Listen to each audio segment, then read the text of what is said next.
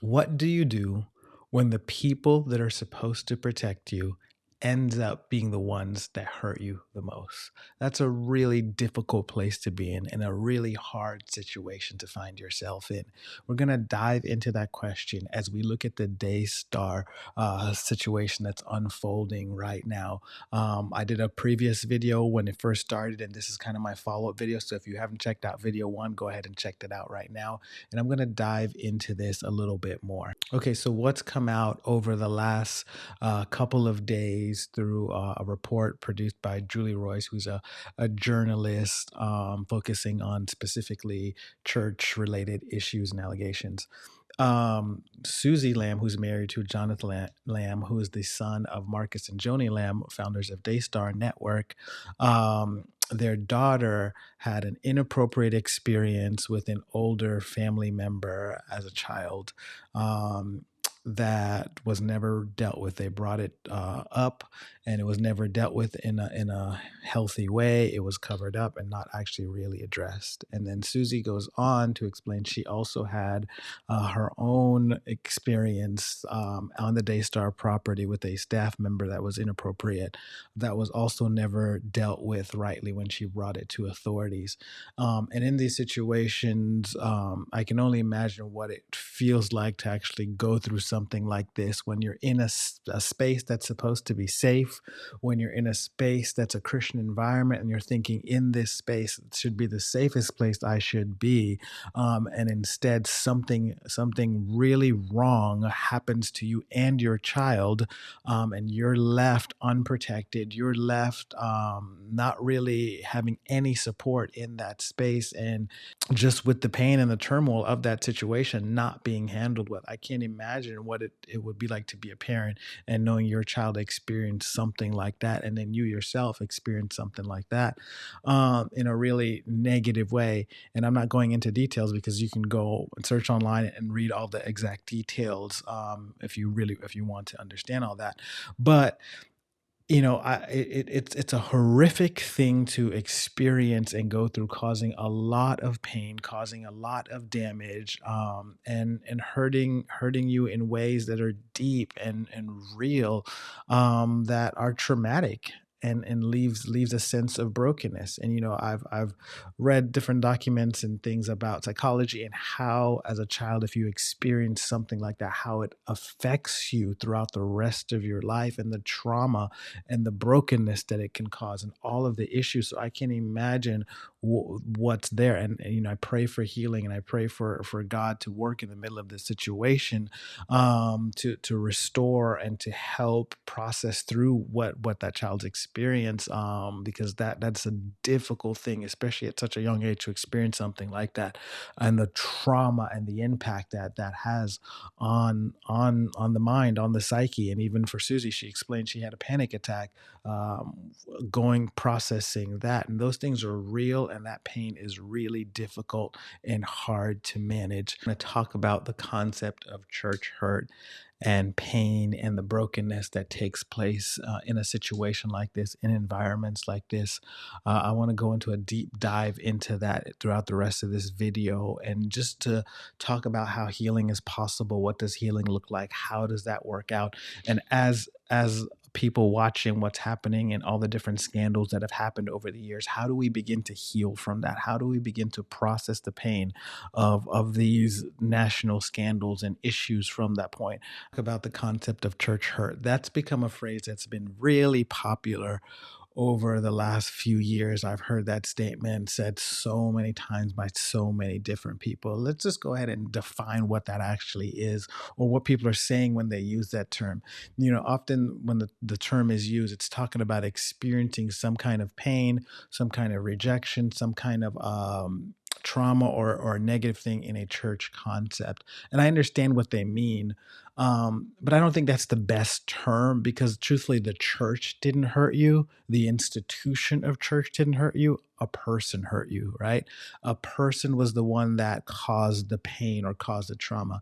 It could have been a pastor, it could have been a staff member on church, it could have been people in the congregation, it could have been any other type of leader within the church organization that caused pain or did something that was really wrong in behavior. And so the church is made up of human beings. It's made up of people who are very, very human and have the ability to make mistakes, have the ability to fall, have the ability to act in ways that are not Christ-like, to act in ways that are less than loving, to act in ways that are downright just evil, right? And these people are a part of the church. They're in the church, but the church itself, the institution, most of the time in the situation is not the thing that actually caused the pain. It is specific individuals who acted in a way that was less like Christ and caused pain and inflicted damage on people in that place. And because most of us go to church, or we should be approaching church as it's a safe place. It's a place for us to connect with God. It's a place to connect with other believers. It's a place of our faith growing. It's a place where we go in open and vulnerable from the struggles of life, from the pains of life, to get healed, to come into an atmosphere of faith in the presence of God, to get healed and to get built up and discipled in that space. So in reality, we're entering into that space more in a vulnerable state when we're walking in typically. And so when we get hurt in that space, it becomes a lot more painful because we got hurt in an environment that should be an environment of healing. It should be an environment that is healing us. It should be an environment that is doing good to us instead of harm. And so when we experience pain in that environment, well, it's been labeled as church hurt, but I just don't love that term because it's not the church, it's people. It's the broken people in the institution that has caused and inflicted the pain. And wherever you are and whatever you've experienced on behalf of the church, let me start out by just saying this. I'm sorry. I'm sorry for the pastor that hurt you. I'm sorry for the leader that hurt you. I'm sorry for the people that should have been that safe place for you. They inflicted pain on you. They caused more damage to you. They saw you in a broken state, and instead of helping to heal you, they inflicted more damage on you. I'm sorry. On behalf of them, I apologize. If they never say sorry in this life, I'll say sorry on their behalf. I'll stand in and say sorry on behalf of that person that wounded you, on behalf of that person that caused you pain. If that's what your heart really needs to hear in this moment, that they're sorry for the pain they caused, I'm sorry for the pain that you experience from within the walls of the church, from people within the church. I'm sorry that they did not live up to who they were called to be and to represent Christ in the way they've called to. I'm sorry for the pain that deeply impacted you and affected you.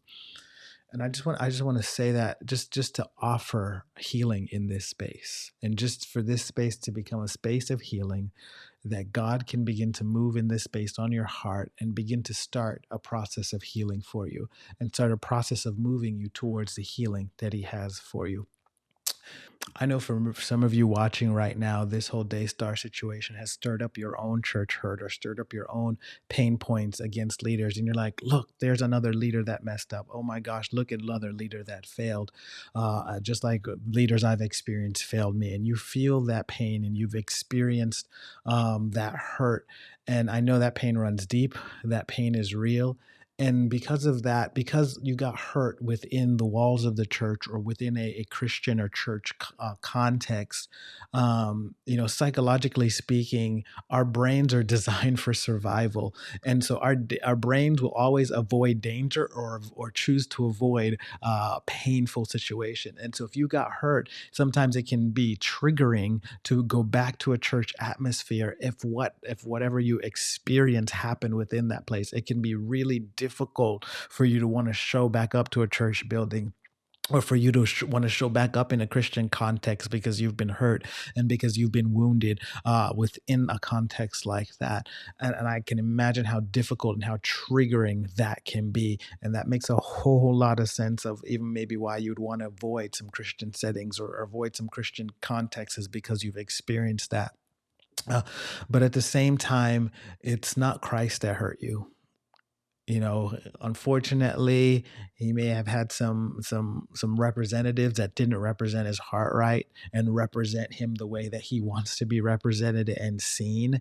However, because of that, it could be really difficult. So I just want to encourage you to just begin to pay attention and maybe make that distinction of like, it's this specific individual that hurt me. It's this specific context that hurt me. It's this specific situation that hurt me. And don't just tie it to the church hurt me or just tie it to Christianity hurt me, but tie it to that specific individual. Because as you begin to tie it to the individual, you can separate where the pain is coming from, and take it off of the church is wrong, church is bad, and see actually the pain that came from that individual, and that can begin to help your healing process, of really understanding and putting into context what you experience and the pain that you actually experienced through that. So, healing is a journey. It's not an immediate thing. And especially where there's deep pain, there's a journey to that road of healing. And it takes time to walk that road of healing.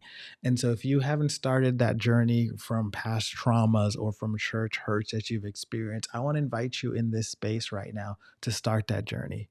I want to invite you to connect with God in this space and say, God, I want to go on the healing journey with you, and let God take you by the hand and lead you on your own individual healing journey, because of your pain and what you've experienced is specific to you. It's your specific experience. And so you're going to have to walk through it with God's grace in a specific way for you to experience the healing that God wants to bring forth and establish in your own heart and in your own life.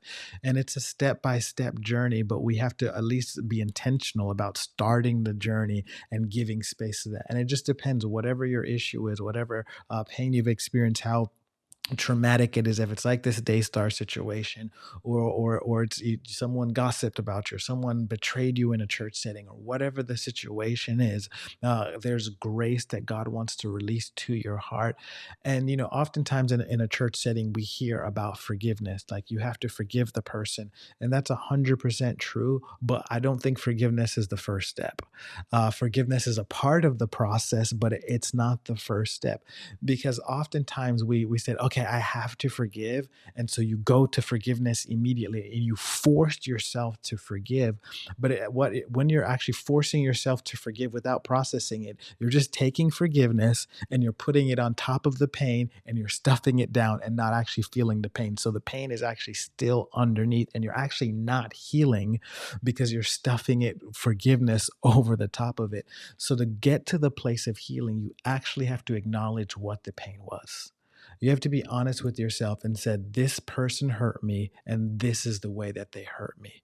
And begin to acknowledge the specific way that you were hurt. Begin to acknowledge the exact way and that you were hurt and what the exact pain was. And once you can begin to identify it, ask for the grace of God to help you now process through that pain and move you through that pain towards a place of healing. So you've got to take the time to acknowledge the pain. If that means journaling, then journal. If that means going to see a licensed therapist or counselor, go do that to help you process through the pain.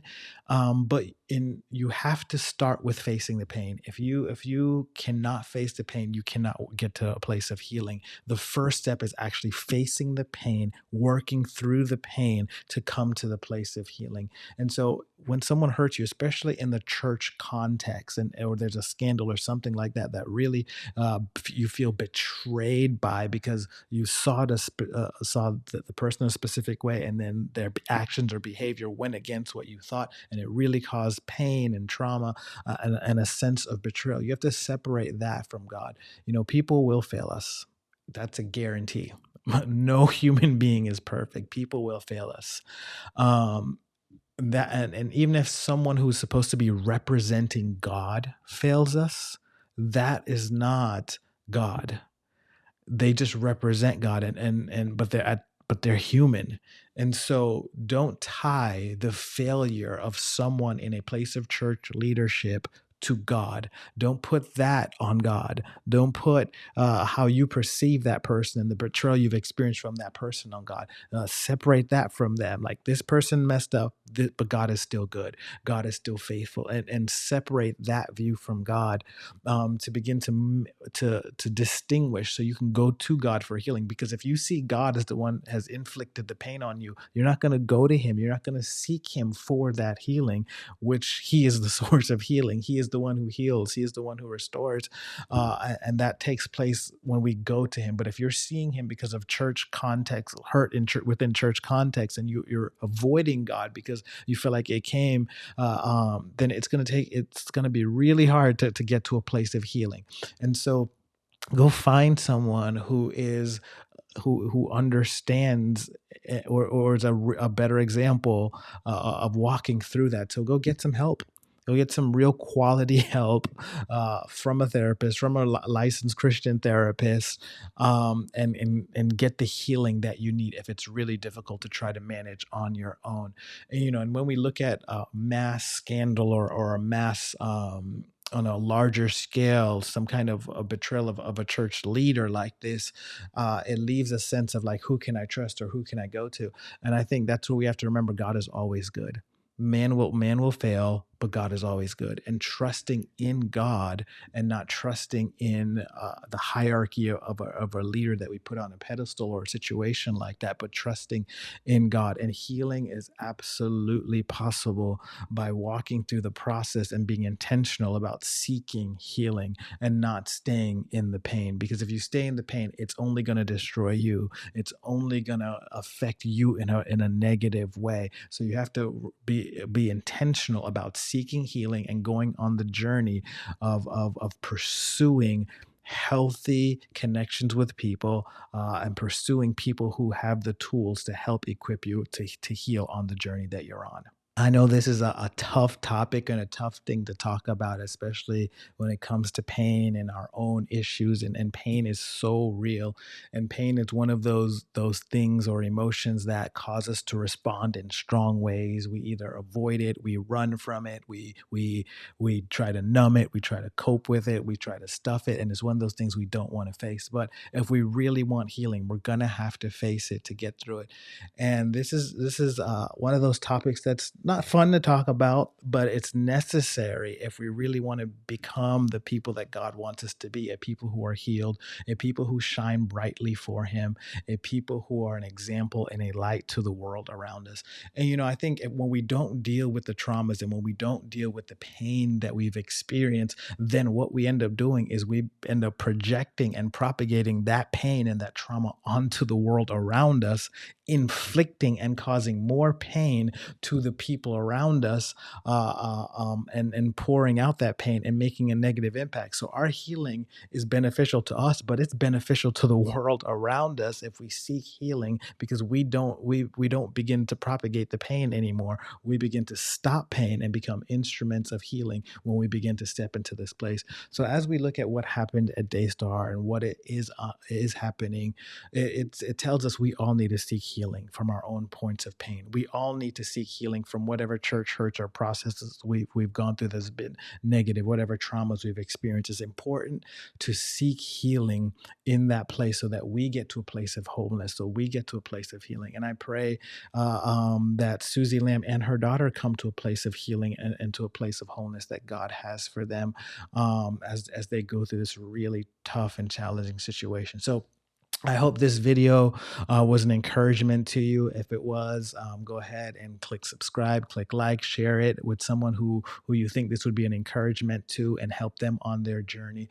Let's continue the conversation in the comments. Go ahead and share with me maybe some church hurts that you've experienced, or even some ways that God's led you through healing. I would love to read in the comments kind of what your experience has been, what's your view and opinion on thoughts on this topic is. So thanks for joining with me on this video. See you on the next one.